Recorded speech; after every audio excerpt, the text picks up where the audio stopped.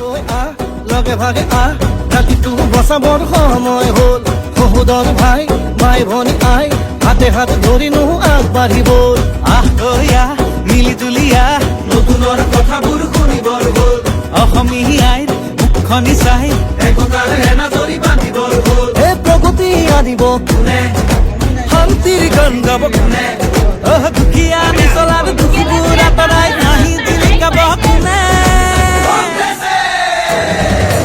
আলিকাটি জালি দিম বৰপীৰা পাৰি দিম এইবাৰ কংগ্ৰেছ চৰকাৰ আনি দিম আলিকাটি জালি দিম বৰপীৰা পাৰি দিম এইবাৰ সকলোৰে হাততেই ভোট দিম আলিকাটি জালি দিম বৰপীৰা পাৰি দিম এইবাৰ কংগ্ৰেছ চৰকাৰ আনি দিম মই আজি আমি একত্ৰিত হৈছোঁ আমাৰ কংগ্ৰেছৰ পাৰ্টি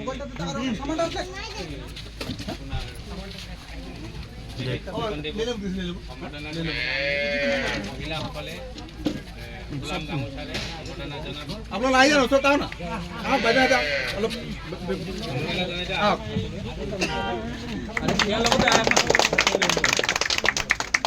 আমাৰ পুৰুষসকলে আমাৰ নেপালী ঢাকা টুপি আৰু দি পেলাই সমবেদনা জনাব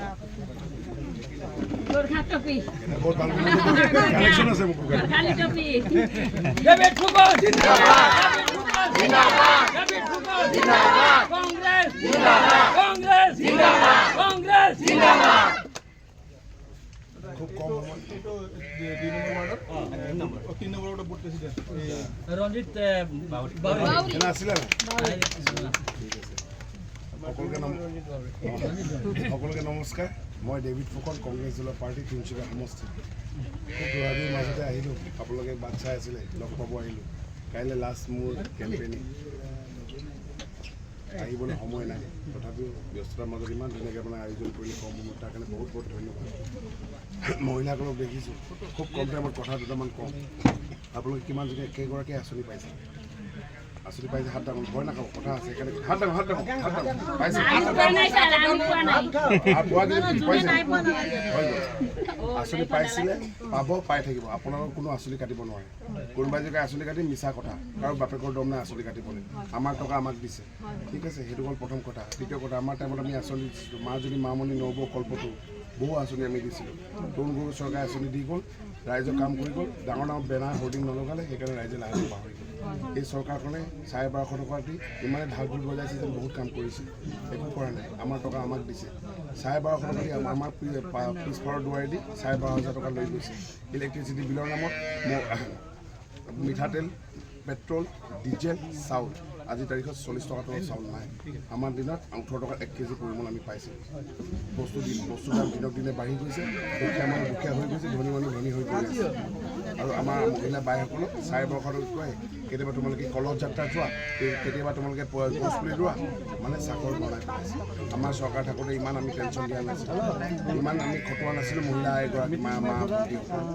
বহুত তেওঁলোকে কষ্ট সময় পৰিৱৰ্তন আমাৰ চৰকাৰে 5টা গেৰাণ্টি দিছে 1 নম্বৰ প্ৰত্যেক মাহে মহিলাসকলক চৰ্তবিহীনভাৱে মাহিলী ধন দিব চৰ্তবিহীন মানে 2500 টকা হ'ব পাৰে 3000 টকা হ'ব পাৰে চৰ্তবিহীনভাৱে দিব আৰু মহিলাসকলক ব্যৱসায়ৰ কাৰণে 50,000 টকা দিব গেৰাণ্টি দিছে দেই গেৰাণ্টি 2 নম্বৰ যিসকল আমাৰ ঘৰত ককা আইতা নানা নানী দাদা দাদী আছে তেওঁলোকক 1250 টকা পেঞ্চন দিব আৰু তেওঁলোকৰ কাৰণে এটা সুকীয়া মন্ত্ৰণালয় গঠন কৰিব যাতে তেওঁলোকে ভালকৈ থাকিব পাৰে 3 নম্বৰ 100 দিনৰ ভিতৰত জুবিন গাৰ্গৰ ন্যায় দিব যোনদিনাখনে আমাৰ দিছপুৰত বৰ অসমৰ চৰকাৰ হ'ব গৌৰৱ গগৈ ডাঙৰীয়া মুখ্যমন্ত্ৰী হ'ব 100 দিনৰ ভিতৰত জুবিন গাৰ্গৰ ন্যায় প্ৰদান কৰা হ'ব 4 নম্বৰ প্ৰত্যেকটো পৰিয়ালক 25 লাখ টকাকৈ কেছলেছ বীমা ইঞ্চুৰেঞ্চ কৰি দিব কেছলেছ সকলো পৰিয়ালকে দিব 25 লাখ টকাকৈ দিব পাৰিবৰ কাৰণে কৈছে 5 নম্বৰ গেৰাণ্টি যিসকলৰ একচনীয়া পট্টা আছে ম্যাদী পট্টা হোৱা নাই 10 লাখ মানক ম্যাদী পট্টা কৰি দিব 10 লাখ এইকাৰণে কৈছে যে দিব পাৰিব 20 লাখ 30 লাখ 40 লাখ 50 লাখ পোৱা নাই সেইকাৰণে 5টা গেৰাণ্টি দিছে আমাৰ য'ত যোন ৰাজ্যত আমাৰ চৰকাৰ চলি আছে যি গেৰাণ্টি দিছিলে সেইমতে হৈ আছে 500 টকাত গেছ চিলিণ্ডাৰ দিম বুলি কৈছে সেই 500 টকাত গেছ চিলিণ্ডাৰ পাই আছে আজি কৰ্ণাটক মহিলাসকলক ফ্ৰী বাছ দিম বুলি মহিলাসকলে ফ্ৰী বাছ পাই আছে সেইকাৰণে তিনিচুকীয়া নতুন বৰ সমৃদ্ধি কৰিব বিচাৰিছোঁ পুৰুষসকলক বহুত তেওঁলোকে অত্যাচাৰ কৰিছে আমাৰ নদুৱাৰত এজন আমাৰ কেণ্ডিডেট আছে সুনীল চেত্ৰী চিনি পাইছে তাৰ যিজন বিধায়ক বিজেপি পদ্ম হাজৰিকা তেওঁক মাৰপিট কৰিছে পুৰুষসকলক তেওঁলোক ভোট লাগে তেওঁলোকে খালি হিন্দু ৰাজনীতি কৰিছে, অকল জাতিগত ধৰ্মৰ ৰাজনীতি কৰিছে। গোৰ্খাসকলক তেওঁলোকে অন্যায় কৰিছে। সুনীল চেত্ৰীক যিজনে মাৰপিট কৰালে মানে গোৰ্খাসকলক অপমান কৰিছে। আমি সকলো অসমীয়া, মই সদায় কওঁ, কোনোবা হিন্দী ভাষী অসমীয়া, কোনোবা বংগভাষী অসমীয়া, কোনোবা গোৰ্খা অসমীয়া, কোনোবা অসমীয়া, আমি সকলো অসমীয়া।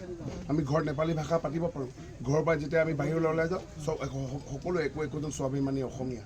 এইখন আমাৰ অসম, হয়নে নহয়? ইয়াতে জন্মগ্ৰহণ কৰিছোঁ, ইয়াতে মৃত্যু হ'ব লাগিব, ইয়াতে আমি থাকিব লাগিব, সকলোৱে ভাতৃত্ববোধ ভাইচাৰা হিচাপে থাকিব লাগিব। সেই নতুন তিনিচুকীয়া আমি বনাব বিচাৰিছোঁ। সকলোৱে যাতে আমি হাতে হাত ধৰি আগুৱাই যাব পাৰোঁ, সকলো যাতে সম উন্নয়ন, সম অধিকাৰ, সম বিকাশ হয়, সেই তিনিচুকীয়া আমি কৰিব বিচাৰিছোঁ। সেই বৰ অসম আমি বনাব বিচাৰিছোঁ।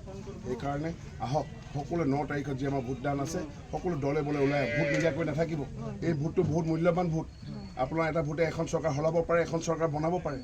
9 তাৰিখে সকলোৱে আহিব, ৰাতিপুৱা হাতৰ চিনত ভোট দি আমাক ইয়াৰ পৰা জয়যুক্ত কৰি পঠাওক, যাতে আমি দিছপুৰত বৰ অসমৰ চৰকাৰ গঢ়িব পাৰোঁ আৰু গৌৰৱ গগৈদেৱক আমি মুখ্যমন্ত্ৰী বনাব পাৰোঁ। তেতিয়া সেই 5 গেৰাণ্টি আমি লৈ যাব পাৰিম ৰাইজৰ কাৰণে। এই তিনিচুকীয়াখন আমি সুন্দৰ এটা সৰ্বাংগীন সুন্দৰ সমষ্টি আমি গঢ়ি তুলিব পাৰিম। আজি আহিছোঁ, ৰাস্তা পদূলিৰ অৱস্থা নাই। মানে এই তিনিচুকীয়া বিধানসভা সমষ্টিত 10 বছৰ বিধায়ক, 9 বছৰ মন্ত্ৰী আছিল। কৰিম বুলি ক'লে এজন বিধায়কে এজন মন্ত্ৰীয়ে বহুত কাম কৰিব পাৰে, কিন্তু তেওঁলোকৰ সদ ইচ্ছা নাছিলে। সেইকাৰণে তেওঁ নকৰিলে। আজি তেওঁ মাকুমলৈ খেদি পঠিয়ালে, তিনিচুকীয়াখন খাই পেলালে, খতম কৰি পেলালে, শেষ কৰি পেলালে।